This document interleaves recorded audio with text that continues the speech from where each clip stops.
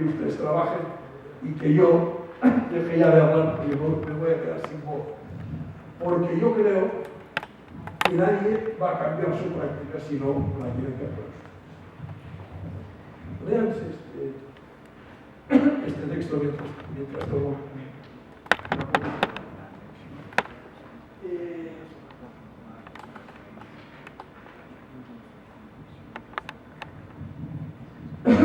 Chávez es un investigador y un profesor norteamericano que a principios de los años 90 publicó una pequeña Biblia de la investigación en didáctica de las ciencias sociales en el mundo anglosajón.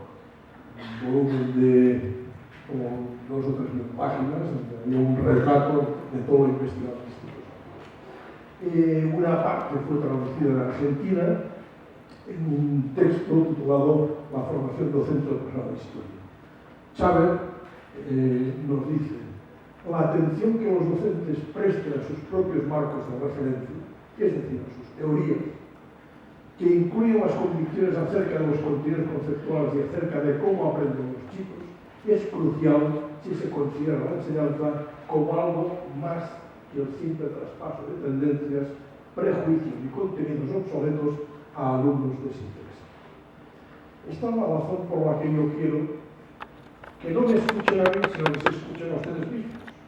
Es decir, que sepan cuáles son sus marcos, cuáles son sus concepciones del saber social, geográfico y histórico, cuáles son sus teorías sobre el aprendizaje, cuáles son sus concepciones sobre la enseñanza y su protagonismo en el aula, en el presente, en el pasado y fundamentalmente en el futuro, que es el único tiempo en el que podemos introducir. Por esta razón, yo les he ido preparando algunos materiales que no sé si quieren o no quieren, si los podemos trabajar o no colectivamente, para que ustedes mismos intentaran hacerse un diagnóstico de dónde están, de por qué están donde están y, si ya les va bien dónde están, a ustedes, porque yo no les voy a apuntar con una pistola para que cambien sus prácticas cambiaron si ustedes las quieren cambiar. Y si no, no van a cambiar.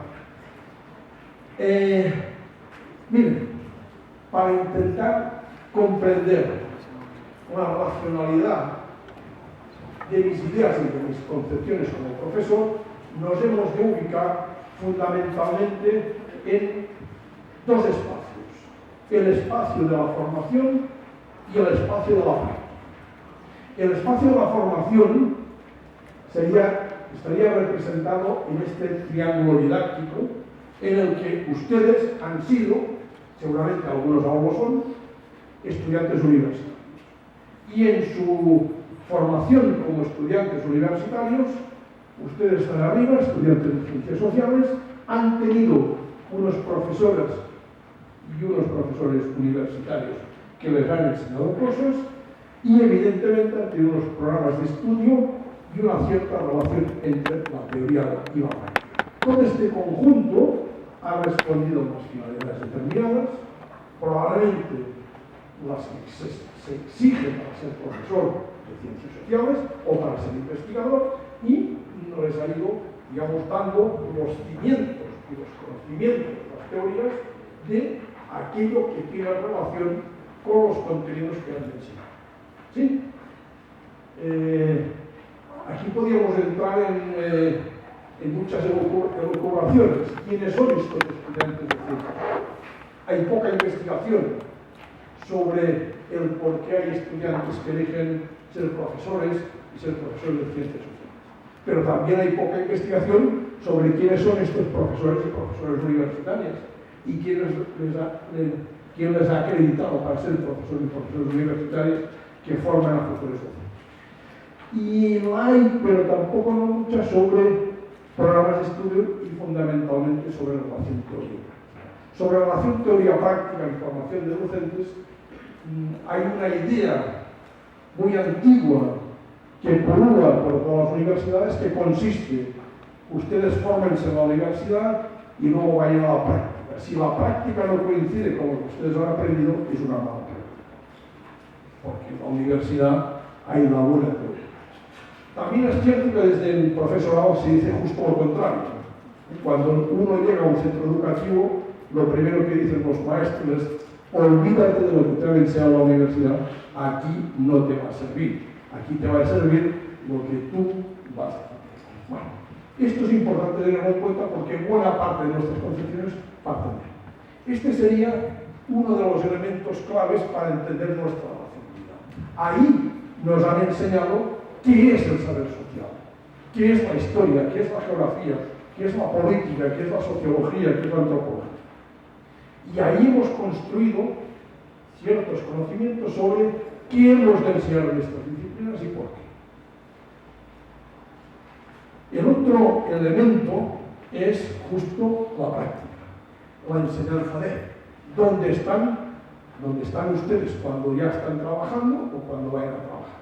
En la práctica también vemos que hay unos estudiantes, la mayoría de los ciudadanos y ciudadanas, depende de la etapa educativa, tendrán una edad u otra. Hay unos profesores de ciencias sociales, aquellos que en el triángulo anterior eran estudiantes, y hay unos programas de estudio, hay unas finalidades y unas metas.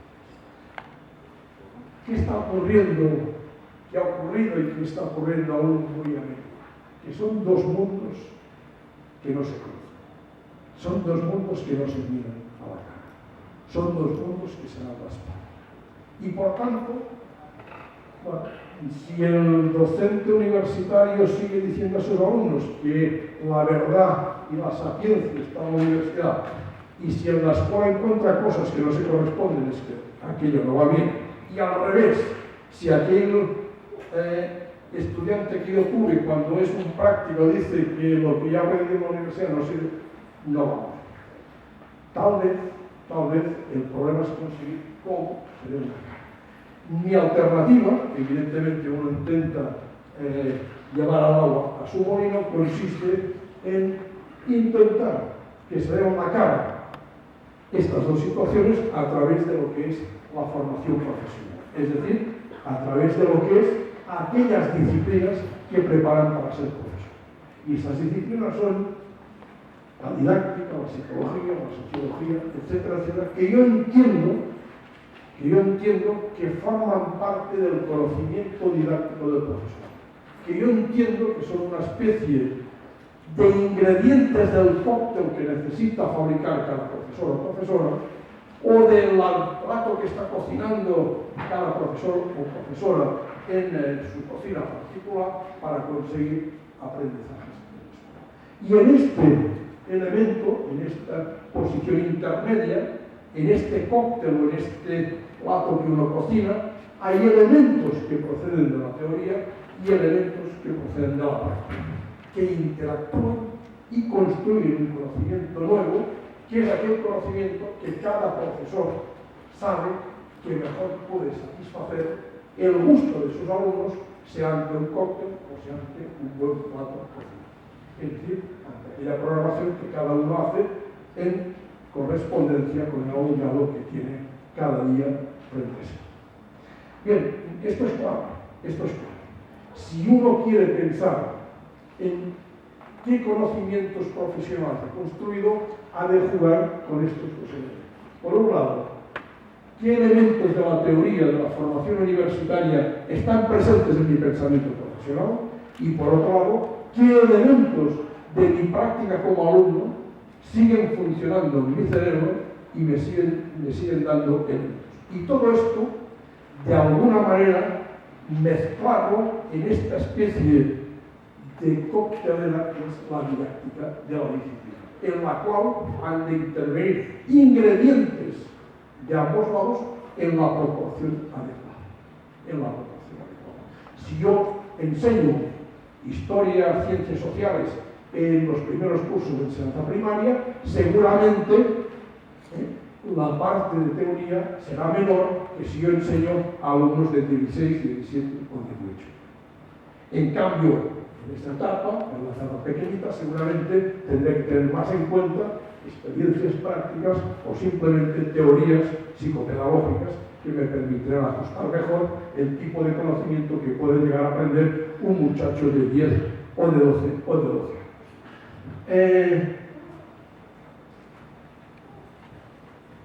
A mí me gusta hablar de esta metáfora: hacer un buen cóctel o hacer una buena comida requiere saber combinar. Yo a veces comparo la tarea de un maestro a la del buen cocinero o la buena cocinera.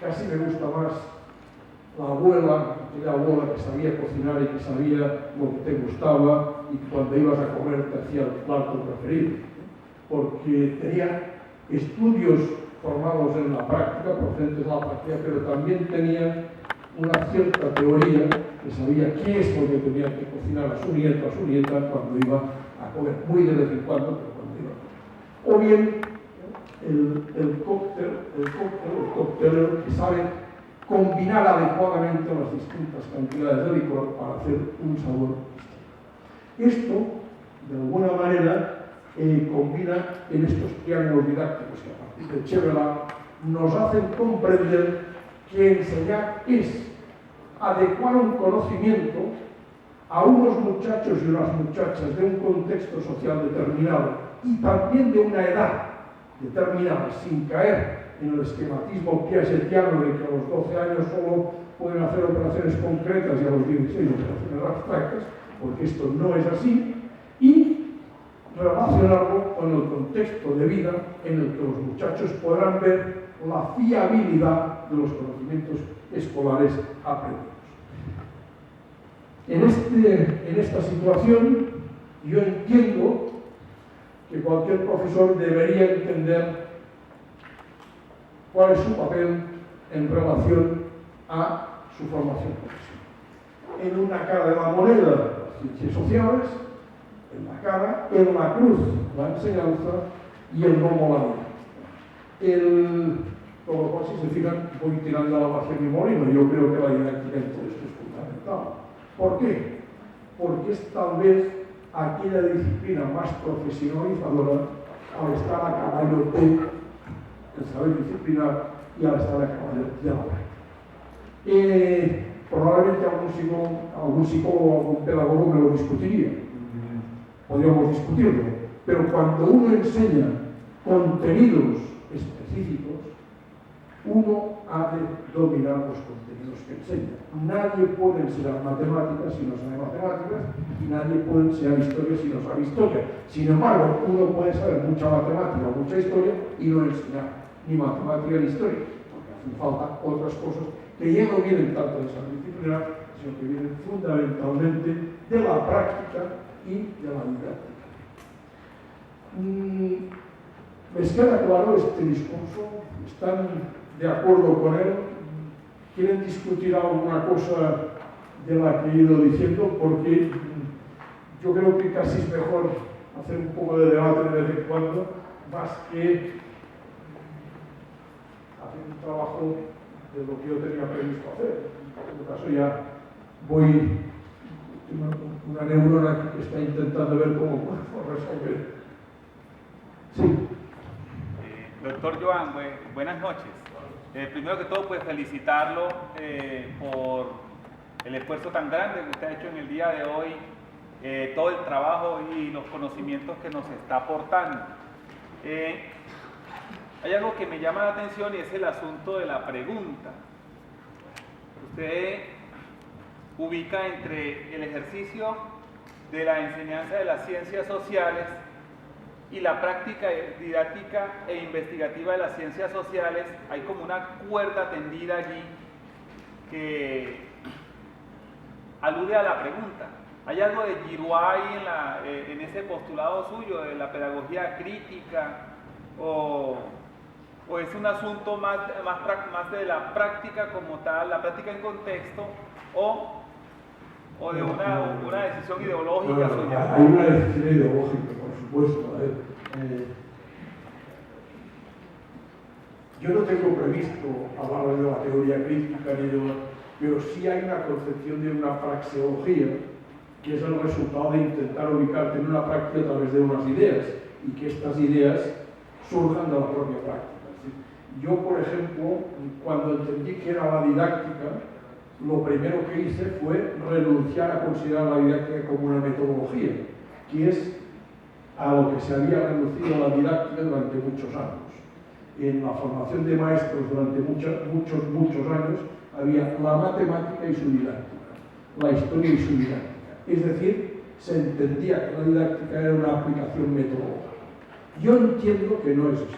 Entiendo que las decisiones que yo tomo en torno a lo que he de enseñar obedecen fundamentalmente a unos propósitos que son de naturaleza ideológica, pero evidentemente que han de proceder del mundo de la práctica. Sí, la manera de evitar que la teoría vaya por aquí y la práctica vaya por allá es cuando el didacta se plantea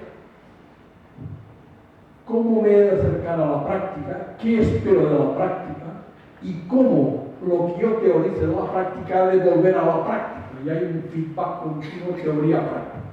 ¿Qué es primero, luego la gallina? No lo sé, pero sí sé que uno no puede tomar decisiones si no tiene una buena organización teórica que cimente las decisiones que va a tomar y si no tiene una alta estima de lo que ocurre en la práctica, porque es en la práctica donde mis saberes adquieren sentido.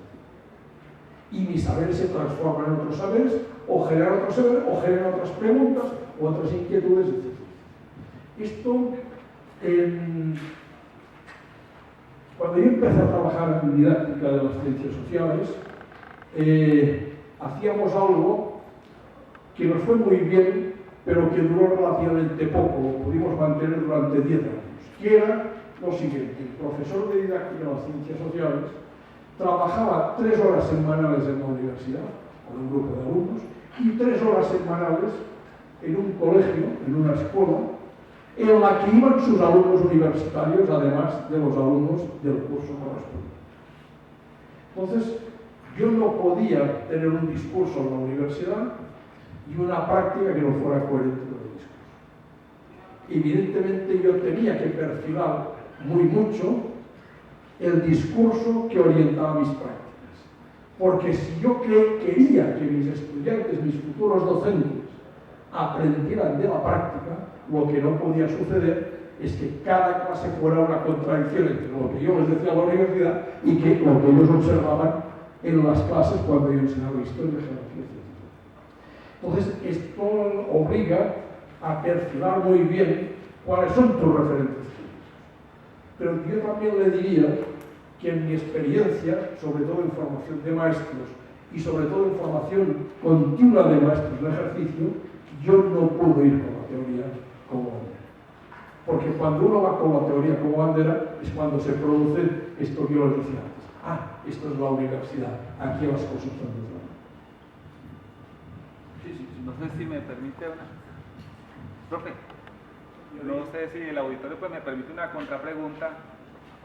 Yo le hice la intervención por una situación específica. O sea, la práctica de alguna manera está determinando un contexto, pero hay algo que a mí me gustaría pues, que el auditorio lo escuchara también de parte suya, o su tesis fue sobre estos acontecimientos que llevaron a Hitler al poder. ¿Cuáles fueron las prácticas de esos maestros ¿Qué relación hubo ahí? Esto lo tengo muy bien archivado. Esto simplemente era para hacer un título de licenciado. Esto era el requisito que me obligaba a la universidad para ser licenciado. Yo tenía que hacer una investigación. A ver, luego si quiere le puedo decir que yo he sacado mucho fruto, porque yo soy de los que creo que la enseñanza de la historia, si no se contrasta con el presente, no sirve para nada.